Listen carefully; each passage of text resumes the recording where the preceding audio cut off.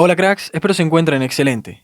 Kratos se ha llevado la vida de muchos a lo largo de la franquicia God of War. Mientras que algunos pueden haberlo merecido, y créanme, se lo ganaron a fuerza de pulmón, otros simplemente estaban en el momento y lugar equivocados. Al final de God of War de 2018, Kratos le admite a su hijo Atreus que ha matado a muchos que lo merecían y a muchos que no. Tanto esa entrega como la secuela, Ragnarok, vieron al fantasma de Esparta lleno de arrepentimiento acerca de su pasado, y hasta buscar la redención a medida que se avecinaba el apocalipsis nórdico. En esta lista pondré los ejemplos puntuales de las muertes que Kratos sintió que merecían y no merecían sucumbir al filo de sus espadas. Habrá spoilers de toda la saga, incluido God of War Ragnarok, así que avisados están.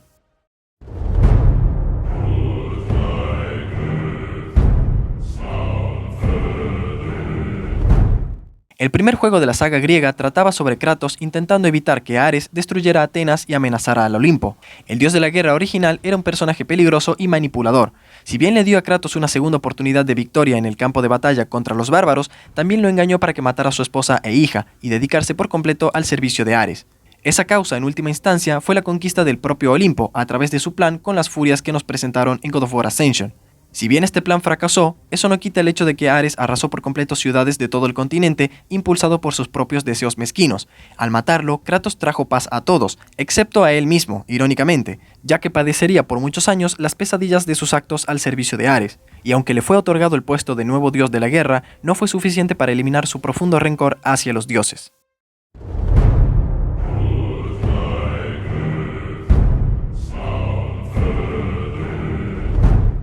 Ares no tardó mucho en manipular a Kratos para que hiciera su trabajo sucio. Antes de su pacto, Kratos llevaría al ejército espartano a un nuevo territorio, atacando a cualquiera en nombre de Esparta. Una vez que Kratos ofreció su servicio a Ares, solo se volvió más brutal y despiadado, matando civiles, incluidas mujeres y niños, por los caprichos del dios de la guerra ambicioso. En lo que respectaba al fantasma de Esparta, cualquier no combatiente que se cruzase en su camino tenía que ser eliminado. Ejemplos de estos son un civil aterrado escapando de un incendio, que lo revienta porque estaba estorbando, un cobarde reteniendo el puente, lo calcina con un rayo, un soldado malherido que clama por ayuda, deja que se lo trague un engranaje, la princesa de Poseidón que suplicaba por su vida, la aplasta para poder progresar hacia la siguiente zona. Este enfoque indiscriminado es el mismo que sembró Ares en Kratos para conseguir que matara a su propia familia, un enfoque que el espartano no pudo cambiar sino hasta que llegó a tierras nórdicas y conoció a Fey.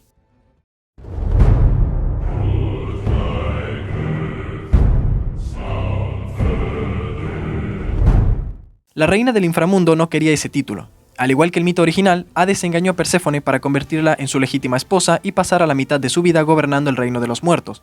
Con el Olimpo incapacitado y no dispuesto a ayudar, Perséfone buscó venganza, secuestrando al dios del sol, Helios, y dejando que Morfeo adormeciera a dioses y mortales por igual, para luego usar al titán Atlas para destruir el pilar del mundo. Su destrucción derivaría en que todos los reinos de Grecia, desde el Olimpo hasta el Tártaro, desaparecieran. La diosa del inframundo pensó en engañar a Kratos para que renunciara a sus poderes y así quedarse eternamente junto a su difunta hija en los campos elíseos. Pero en cambio, Kratos renunció a ese sueño y confrontó tanto a Atlas como a Perséfone. Eventualmente, Kratos encadenó a Atlas para que suplantara el pilar del mundo, que había sido destruido, y mató a Perséfone, liberando así a Helios y salvando a toda la creación.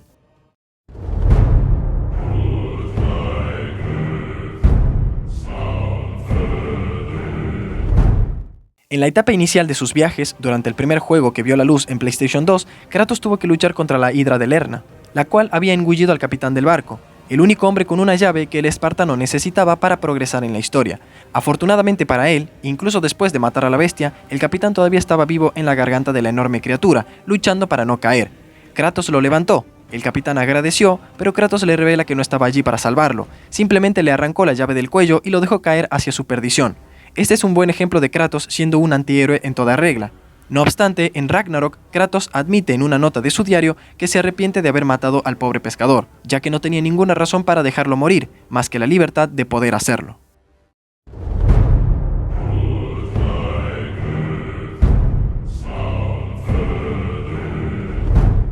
El gran villano frustrado del primer juego nórdico era tanto una víctima como un victimario.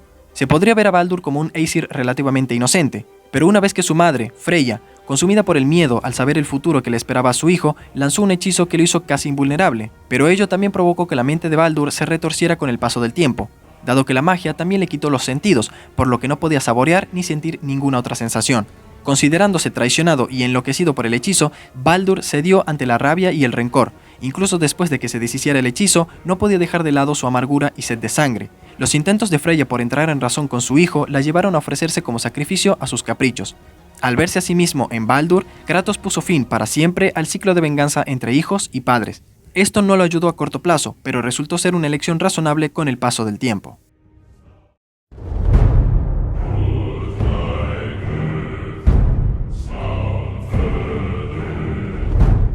El deforme dios herrero griego fue amistoso con Kratos, dándole consejos, sugerencias e historias de fondo que explicaban los actos e intenciones de los demás dioses.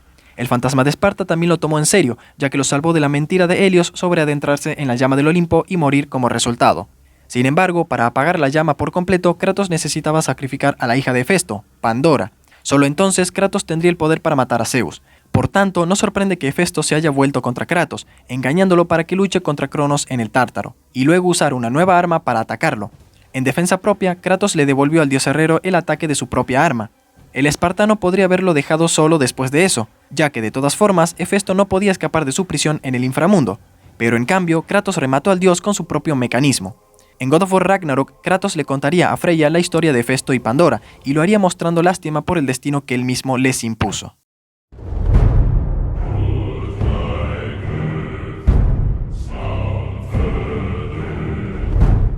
Si bien el gobernante supremo del Olimpo parece benévolo en el primer God of War, siempre hubo grietas en esta fachada. God of War 3 argumenta que Zeus fue corrompido por el miedo liberado cuando la caja de Pandora fue abierta. Aunque incluso antes de esto, su manipulación reflejada en el tormento de Patos Verdes III, el arquitecto del templo de Pandora, y Dédalo, el padre de Ícaro, demostró que Zeus estaba dispuesto a mentir y tomar todas las vidas inocentes necesarias para salirse con la suya. Aún peor, sus miedos e inseguridades lo dominaron incluso antes de que Kratos abriera la caja. Es por eso que envió a Ares y Atenea para que secuestrasen a Deimos, el hermano menor de Kratos, confundiéndolo con el guerrero marcado que traería la ruina al Olimpo. Y no contento con eso, Zeus maldijo a la madre de Kratos para evitar que revelara sus verdaderos lazos familiares. Matar a Kratos y destruir Esparta fueron actos que solamente echaron más sal a la herida.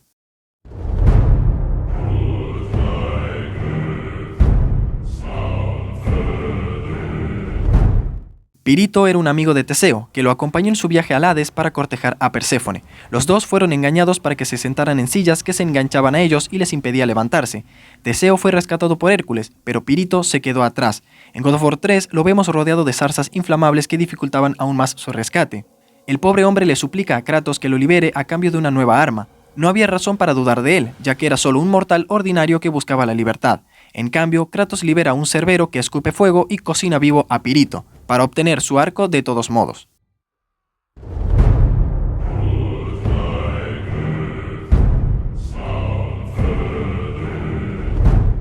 Hay pocos personajes más irritantes que el vigilante de las murallas de Asgard. No vamos a negar que Heimdall tenía motivos para desconfiar de Atreus, pero definitivamente no los tenía para burlarse de él y de Thrud solo por diversión. Es un dios egocéntrico con todos a quienes conoce, y más aún con aquellos que se oponen a la voluntad de Odín y Asgard. Si las Nornas no hubieran predicho que intentaría matar a Atreus, Kratos probablemente lo habría matado de todas formas, solo por ser un pesado, dado que ya sabemos, gracias a esta lista, que Kratos ha matado por muchísimo menos. Sin embargo, en realidad el dios cenizo le mostró misericordia, ofreciéndole a Heimdall la oportunidad de retirarse y no volver a cruzarse en su camino, pero al igual que Baldur, su orgullo lo dominó. La lástima de Kratos solo sirvió para ofender a Heimdall todavía más, y viendo que el asgardiano no tenía voluntad de detenerse, Kratos tuvo que tomar esa decisión por él, sintiéndose aún más en conflicto interno por haberlo matado. Incluso llegó a dudar si el destino estaba tomando el control de sus acciones nuevamente.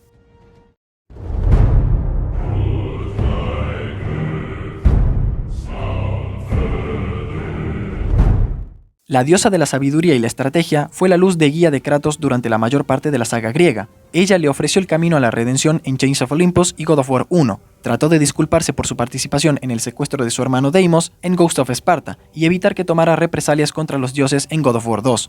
Realmente, Atenea no quería que Kratos se perdiera en su deseo de venganza, ni mucho menos que el Olimpo y toda Grecia sufrieran por ello. Pero su sacrificio para salvar a Zeus le costó muy caro. Regresó como un ente corrupto en God of War 3, dispuesto a tomar el lugar de su padre, como si se tratara de otro tirano que reparte falsas esperanzas. Su muerte fue accidental, claro estuvo, pero Kratos lo lamentó profundamente de todos modos. Esa luz que alguna vez supuso Atenea en la vida del espartano se había convertido en un espectro engañoso y manipulador, un símbolo de todas las equivocaciones y horrores que cometió el fantasma de Esparta en su búsqueda de venganza. Y hasta aquí la lista, cracks. Por supuesto que hay muchos casos más a lo largo de la franquicia, pero como el video se extendería demasiado, les dejo esa parte de la tarea para que ustedes la completen en comentarios. Cuéntenme cuál sería su top de muertes justificadas e injustificadas de Kratos. Los leeré muy atentamente. Gracias por estar hasta el final y nos vemos en el siguiente. El destino solo te ata si lo dejas. Las batallas más difíciles son las internas. Necesitar a otros no es una debilidad. El confrontar el pasado tiene su precio. En tiempos de crisis, el pánico no ayuda en nada. Aprovechalo, úsalo a tu favor. No seré el monstruo de nadie, nunca más. Nuestras acciones tienen consecuencias. No es un castigo que las recordemos.